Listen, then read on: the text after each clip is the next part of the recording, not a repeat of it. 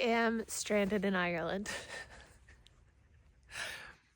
I'm stranded in Ireland. I'm stranded on the island of Ireland. And it's such an interesting experience. So I don't know if this is going to be like my typical videos where we deep dive into consciousness and, manifestation, all these things, but it very well could be. But I really wanted to just explain to you guys the the situation and how I'm working through it and how I'm making decisions, because it's really interesting. So here's my doggies. I brought my camera, but I didn't put the card in it, so we're filming on the phone today. So broken down in Ireland. Originally, if you don't know, I was living in Italy for a while on an animal rescue and horse farm. And then for the summertime, I decided to come to Ireland for many reasons. I wanted to go to Norway. Thank God I didn't, because I would have just broke down in the middle of nowhere. I had an ankle injury from getting trampled by my horse, Ladybug. And so that really led me to deciding to come here to Ireland, because I already wanted to come to Ireland. I have family in Ireland. My dad's from Ireland. We have a family farm here, and it's been in the family for centuries. I wanted to check it out, see like if it was something that I would one day want to live on with horses and stuff, just get a feel for it. Just also check in with my family and my ancestors and the land and everything. And also it was important for me because he's only a puppy. He's 8 months old. I know, he's like huge. Arlo is 60 pounds. He's over 100 now. And so at the time when I left, he was only 4 months old. So I needed to go somewhere where they could run around and everything, and I wouldn't have to walk as much with them, because at that time I really couldn't walk much. Now I can, which is great. I can't run, but I can walk for a good amount of time now. So I made the decision to come here. On the way here, I broke down at the ferry of France. And so if you don't know, you can take the ferry to Ireland from the UK, from France, and from Spain. And I believe that's it. That should be it. There's definitely not one from Portugal. So those are the three options for taking a ferry to Ireland. So I took the one from France to Ireland. And when I reached the location of the ferry for getting on the ferry to come here to Ireland, I broke down. My van broke down. And I made the decision because I broke down coincidentally at the Renault, which is the make of my van. I felt the van breaking down when I picked my spot for that night, right on the water next to the ferry. And then my cat had peed in the bed. He had peed in the bed. So I was like, I'm going to go do some laundry before I get on the ferry. I have some time to kill. And then on my way to find the laundry in like this parking lot, I broke down, and it happened to be in the parking lot of the Renault. I thought that was like for sure going to be the moment where they fixed my van. And I was like, thank you, God. That was so easy. You broke me down right here in the perfect place. They said, no, we can't fix it right now. I was like, oh. And so then I ended up I tried walking around to the closest places I could walk with the injury. I got like some fuels and stuff that ChatGPT told me to do, some fluids. Didn't work. I was underneath my van, like trying to do a bleed with a straw in my mouth and like on FaceTime with a friend who knows cars and knows my van. Wasn't working. So I had it towed to the ferry, which if you don't know, how would you know? Very niche, I would say. You can tow your van. If you break down in the parking lot of the ferry, they'll tow you onto the ferry for free. Or you can tow your van to the ferry and they'll tow it on for free. So I towed it 5 minutes to the ferry. They towed it on with their own thing. And then I got on the way to Ireland. And then I was towed to a mechanic's place, and he wasn't there. So I stayed there for like 3 days waiting for him in his parking lot. He said I could, sleeping in his parking lot with all my animals. The cat pissed, the dog pissed, because I never found the laundry. And then the van, he said he didn't want to work on it, pretty much. It's like, people in Ireland, they're really interesting. And if you're from Ireland, I feel like you could back me up on this, but maybe it's just the people that I've encountered. But it seems like people really don't like older vehicles here, especially mechanics. Like, they really don't like older vehicles here. So every mechanic I've worked with is like, oh, it's old. And so it's an older van. And so he said it needed a new clutch, and I was like, fine, let's do a new clutch. And then he said it was going to be $1,200, which later on I figured out that that is not the right price for a clutch. It was like other people would do it for much less. So that was whatever. I was like, fine, do it. And then he was, I think, shocked by that. And so then he was like, well, actually my shop's getting redone, and I'm busy. I'm booked out for 2 months. And I was like, 2 months? You can't do? And so then I had it towed across Ireland and to my family farm, and then here in the area of my family farm, and I got a mechanic here. He got it driving for a little bit, and like a day, and I drove to Dublin, and then I came back, and then I broke down on my family farm, and then I stayed on my family farm for like three months. Yeah, 3 months alone, living in the hay barn. I had some family come to visit from the States and whatnot, but for the most part I was an Irish monk living in the hay barn. And so in that time, I had like a couple mechanics come look at it. I tried a couple things. Nothing was really working. I was like looking for a car to buy, and like that ended up not working. And so then I tried fixing it again. So I was going through all this stuff while also like working, and also just like enjoying the solitude and like kind of decompressing after over a year of being on the farm in Italy, and like being around all that beautiful chaos of just like intensity of animal rescue. It's not as glamorous as you would think. I don't know if you think that, but like it's a lot. Like animals die, it's heartbreaking, and there's like interpersonal stuff, and like there's a lot to community living that is like, I think it's a very, community living is like its whole own topic. It's a very delicate ecosystem, and it can be, if it can be done right, it can be a beautiful thing. And so I learned a lot. I experienced a lot. I learned a lot, and I needed time to decompress. So I enjoyed walking through 100 acres of land just to ourselves. And then I really was like, okay, it's go time. Like, I'm going to fix this van. Like, I'm not giving up on it. I had thought like I was just going to retire it there and get a car. But then I was like, I had like the download to try something else. And then the mechanic that came, he put the computer on. I figured out what computer needed to be on, found the mechanic with it. And then he was like, I think I can fix it. I think it's the release bearing. And so I was like, all right, towed it in. And he took out the gearbox, checked the release bearing. It wasn't it. And then he thought it was the gearbox. And so then the guy that I looked at the car from, that I was originally going to buy the car from, he has all the connections in this area of car guys and mechanics and everything. So he connected me with a gearbox guy. And that was like this past week, waiting on this gearbox specialist who's like an older dude. So he was around when this gearbox was made. The issue is that this is a special van. This is a semi-automatic French van that like not a lot of people know about. It's like very hard to get parts for in Ireland. And so is what I'm told. And so the gearbox guy, from the symptoms, he was like, oh, I can fix it. I'll rebuild it. So I was planning on having the gearbox picked up from my mechanic and having him rebuild it.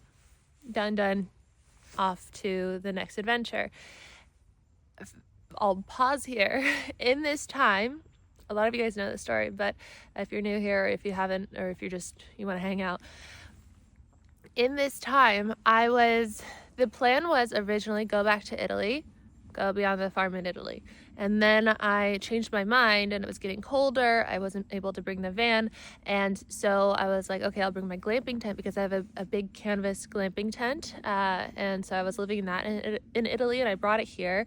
And I was like, okay, I'll go live in that, but it would be very cold. It's like negatives every night right now in Italy, and it snows. It just snowed last night. So I was like, I really don't want to do that, and all these other things. And so I decided to look at houses in Italy. And I was looking at houses, and for some reason, that I'm very much in tune with that generator part of myself. Let's make sure we're still filming. Yeah. And there was never a moment where I was like, this is it, this location is it. I reached out to a few different Italian people that I know, asking like, where are the like-minded individuals and blah, blah, blah. Like, where should I be looking? I was looking in Tuscany area. I was looking on the coast, like all the way up to northern Italy. I was looking everywhere, except really south. Like, I wouldn't go below Rome. I wouldn't even go as far as Rome. As low as Rome. And so I was like, okay, well, I don't know now. And this is all while I'm waiting in the chaos of mechanics. And then I like I've shared a few times, I saw someone that I follow, she had posted a photo of Hawaii, and like something in me was like, yes, yes, yes, yes, yes, like that inner feeling that I get as a generator where it like lit up my gut and it was like, yes. And so I was like, well, I can't move to Hawaii right now. Like Aslan's not ready to fly, and Duchess would hate that flying that far, and Arlo's fine. Arlo's great. And so I was like, I just can't do that. Also, there's like more import stuff to do to Hawaii, and I don't feel like I'm meant to leave Europe yet. So I sat with it for literally just 10 minutes. I opened my phone. There was a photo of my friends in Portugal, and it looked just like the photo of Hawaii. And I was like, oh, Portugal. When I had first gone to Portugal for a month in my van, when I first got the van almost 2 years ago, I spent a month there, like I just said, and I didn't really get to know Portugal. Like, I thought it was beautiful. I went down to the Algarve, and I stayed in a really beautiful place in Salema on like the point there, and I met some people who were just like really cool people, and met their community, a lot of like expats and digital nomads and stuff. And I was like, this is beautiful, but I was so stressed, I think, about the van. I thought everyone was gonna murder me. I was so paranoid. I was so dysregulated. I was like trying to figure out van life, like, and sleeping in parking lots. Like, it was all so foreign land, foreign lifestyle, like just foreign language. Like, it was a lot. And so I didn't really take in Portugal, even though from the very beginning I always thought that I would really like it there, and that there would be like yoga people and healthy food and all this stuff. And so then when I saw that photo of them in Portugal and it looked like the Hawaii one, I was like, oh. And after now having seen a lot of Europe, I was like, I think that's where I'm meant to be. And so then I found a house. Well, I reached out to some friends there, and I found a house in one of the areas that they had recommended. I reached out to the house, and I got the house. Everything worked out so perfectly. So I just got the contract today for the house to sign and pay for, and everything, and finalize. And so I'm like, okay, I want this house. This house is perfect. This house is exactly what I need for me and my animals. It's so spacious. It's got the beautiful view of the ocean. It's great. And today I got the message from the mechanic that the gearbox guy saw the codes. I sent him the codes from my current mechanic, and he says, I hope you guys are following. I keep telling my friends and family, like, this is like solving the Da Vinci Code. And I'll tell you this part first. Yeah, so he said that he doesn't recognize the codes. He had reached out to this gearbox guy, specialist, knows gearboxes better than anyone else in Ireland, it seems. He doesn't recognize the codes, and he reached out to a Renault guy who works on Renaults and gearboxes, doesn't recognize the codes. And then my guy who I was going to buy the car from, who's helping me, he said you should probably find a plan B. Which all this is like, additionally, hold on, let me rest my arm for a second. I'm not used to this. Okay, it's been a while since I recorded on my phone and held it for this long. I did this for 2 years. I just got really strong, I guess, in this arm. So the other part of this is that there's one spot on a ferry left for like until the new year that allows cars and pets, and it's in a few days, and there's one spot available. I don't know if it's still available in this moment, but I've been trying to get it, but I didn't want to book it because I just don't know about my van. And so I don't think that's an option anymore. So now, like, at least there's the French route. Originally, I was seeing that the French route was canceled for the winter, but there's another line, a ferry line, that is working. And I saw that there's some still available in December, so that's good too. So he's like, you should find a plan B. So today I went to the mechanics where my van is, and they sell cars there sometimes, and he showed me this car because I just want a car to get out of here. I don't really want like my normal car. I don't know, because it's the opposite side of the road here. You drive on the opposite side of the road here. And so I was like, just something to get me out, because just a rental car, if I were to take the ferry to France and just get a rental car, it's like all the way down to Portugal, it's like nearly 2,000 euro. So I'm like, well, I might as well just get a car of my own, and then I don't have to deal with like begging them to let animals into the rental car. And I know, hello, you're an animal. And so then I was like, okay, I'll find a car. So we went to my mechanic's, looked at a car that his uncle's selling or something, and he went to go start it, and like the handbrake was broken, so it didn't even drive. So they're like trying to get it to start. There's like smoke everywhere. I was like, I don't think that this is the right option, God. I'm thinking that this is a no. And so, yeah, then well, I'm going to wrap it up because it's getting dark and we just saw this like dog by himself and the doggies want to go. I just sat on that. Quite the day. Maybe it's those fairies and nymphs and stuff that you guys have been mentioning in the forest. We're gonna walk. That'll be the best option. So it wasn't that car, so then I looked at other cars on online, and I sent one of them. I found one that, you know, was ready to go on Tuesday, and it seemed fine, and had low miles, and was like, got the test done, and had tax and all these things, which are things that you have to look for with cars here in Ireland. Okay, so my phone died while I was walking. So it's just been one of those days of glitchy, things not working, but things kind of working at the same time, which is the sign that the breakthrough is like happening, the Ascension is happening, the new timeline, the quantum leap is happening. So I'm trusting the process. So pretty much where I am right now in this is that I have a plan B car.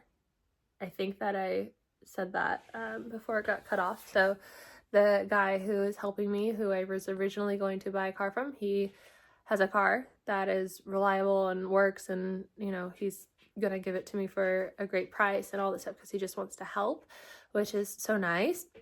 So I'm leaning into my feminine, I'm receiving with that. And then maybe there's still a small chance that the van could get fixed. And so it feels good knowing that there are ferries, there is a car I can get, and there is a potential the van could be fixed. It's just a matter of waiting now, and I am going to sign for this house with that knowing that I will get there somehow or another. So it's an adventure.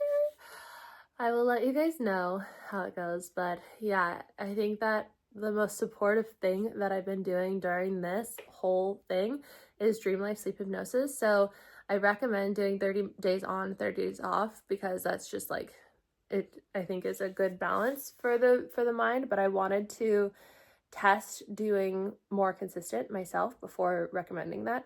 So I've been listening every day for however long now, with a little bit of tweaks and updates to my script.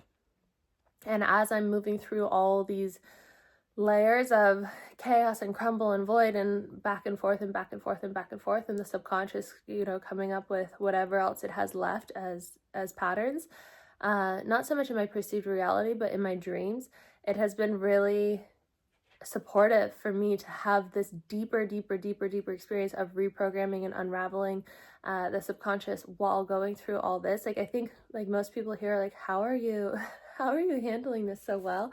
And I don't know. I mean, I do know because I've done so much work on my mind and my subconscious and my ability to trust the process. And it doesn't seem too scary. I think traveling solo for 2 years too has prepared me. If this had happened like when I first got here, I'd be freaking out. But I know for certain that with every problem, there's already a solution, and that it's all unfolding. Like, thank God this happened in the way that it did, because I would have never got this house. I would have never thought about Portugal. I would have just, you know, I would have been on a completely different timeline. And this timeline seems most supportive of where I need to go next. And, you know, maybe my soulmate is in Portugal, maybe whatever. Maybe I just have to be in Portugal for my astrocartography energy to expand my creations to the next level. Like, and so I'm so excited to walk on the beach in the morning with my dogs. Like, this has been in my visualizations for years. I just didn't realize that it was this location. And so I trust the process, and I trust that it's all unfolding, and I trust that, like, you know, whatever, the van works, fine, I'll get the van there. Van doesn't work, fine, I have another car. It's like, there's no need to worry. The worry does not help. And yeah, so I think that's how I'm dealing with it. Is like when things come up where it's like you got to find a plan B. I'm like, all right, here's my list. Let's go check out the car. Let's message the people. Let's see what happens. And then it all works out. Especially like I love the divinity of this guy who's helping me so much, who I just met. I almost turned around when we first met because he was like, I couldn't read his energy. He was kind of all over the place. He was late. And then the car that I was looking at, wasn't there at the place that he told me to meet him. So then I had to follow him for like an hour, maybe like 30 minutes, an hour, to this other location where the car was. I almost turned around in that time because he was driving so fast. I was like, who is this person? But then he ended up being great. He's like a horse person. He has a daughter who rides horses, and he like really understands that I just want to get back. And at that time I wanted to get back to Italy and the horses, but either way, he ended up being someone who just naturally like got invested in the whole journey, and he's like, I'm going to help you get off this island. I am your hero. So yes, it's such an adventure, guys. So if you want to sign up for Dream Life Sleep Hypnosis, it can be very supportive in this time of ascension, of transformation, and of all things going on in your life and in the collective. So that is linked in the description. If you want to join any of my other programs, they really, really help with neuroplasticity, rewiring your mind, helping you move through the illusion so that you can step into your chosen timeline and be birthed into this, whatever it is that you've been dreaming of, that you've been feeling is meant for you. And trust the process, trust the redirection. Really, that's it too. Trust the redirection. Like if this story can tell you anything, it might be insane, but you can handle it. You would never be handed anything you couldn't handle. And when you're older, looking back on your life, you will be so proud of yourself for experiencing these things and going through those things and finding the solution and making it through and becoming stronger because of it. So I love you guys, and I will see you in the next video.